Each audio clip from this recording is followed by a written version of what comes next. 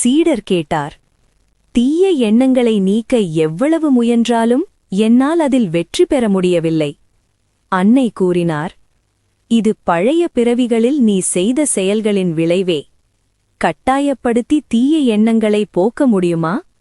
நல்லவர் இணக்கத்தை வளர்த்துக்கொள். நல்லவனாக இருக்க முயற்சி செய். காலக்கிரமத்தில் நீ வெற்றி பெறுவாய். குருதேவரிடம் பிரார்த்தனை செய்து கொள்.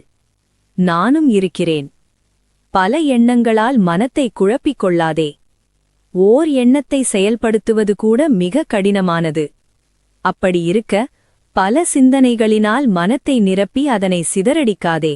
சீடர் கேட்டார், செயலினால் எதையும் சாதிக்க இயலாது என்று சிலர் சொல்லுகின்றனர். ஜபத்தாலும் தியானத்தாலும் மட்டுமே ஆன்மீக வாழ்வில் வெற்றி பெறலாம் என்றும் கூறுகின்றனர். அன்னை கூறினார், எது வெற்றியை தரும் எது தராது என்று அவர்களுக்கு எப்படி தெரியும்? சில தினங்கள் ஜபமும் தியானமும் செய்தவுடனேயே அனைத்தையும் அடைய முடியுமா? மகாமாயை வழிவிடாமல் எதனையும் அடைய இயலாது. வலுக்கட்டாயமாக அளவுக்கு அதிகமாக ஜபமும் தியானமும் செய்ததனால் மூளை கலங்கிப் போயிருந்த ஒருவனை அன்றொரு நாள் நீ காணவில்லையா? இறைவனை எப்பொழுதும் நினைவில் இருத்தி உண்மையை உணர்ந்து கொள்ளும் ஆற்றலை நல்கும்படி பிரார்த்தனை செய்தல் வேண்டும். குருதேவரின் பணிகளை செய். அதனுடன் ஆத்ம சாதனைகளையும் புரிந்து வா. வேண்டாத நினைவுகளை மனத்திலிருந்து துரத்துவதற்கு வேலை உதவுகிறது. வேலையில்லாமல் ஒருவர் இருக்கும்போது வேண்டாத எண்ணங்கள் மனத்தை சூழ்ந்து கொள்கின்றன. எல்லா நேரமும் தியானமும் ஜபமும் செய்பவர்கள் எத்தனை பேர் இருக்கிறார்கள்? ஆரம்ப வேளையில் நாள் முழுக்க ஜபமும் தியானமும் ஒழுங்காக செய்வார்கள். ஆனால் தொடர்ந்து இவ்வாறு ஆசனத்தில் அமர்ந்திருப்பது அவர்களுடைய மூளையை கொதிப்படையச் செய்துவிடுகிறது. அவர்களின் வாழ்க்கை வீணாகிவிடுகிறது. பலவற்றையும் சிந்திப்பதால் அவர்கள் மனக்கவலையால் பீடிக்கப்படுகின்றனர்.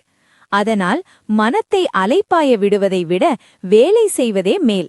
ஏனெனில் மனத்தை அலைப்பாய விட்டால் மனக்குழப்பமே உண்டாகிறது.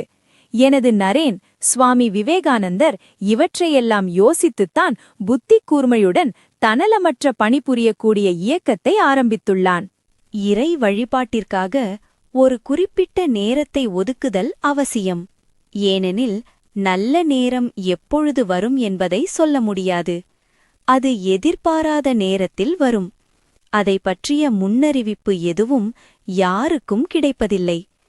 அதனால் கடமையின் சுமை எவ்வளவு அழுத்தினாலும் இறை வழிபாட்டை தவறாமல் ஒழுங்காக செய்தல் வேண்டும். பல வேலைகளுக்கு இடையேயும் இறைவனைப் பற்றி நினைக்கவாவது வேண்டும். மந்திரம் உடலை தூய்மைப்படுத்துகிறது.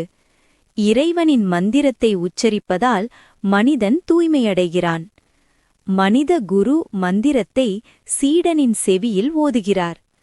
கடவுள் அந்த மந்திரத்தின் ஆற்றலை விழித்தெழச் செய்கிறார்.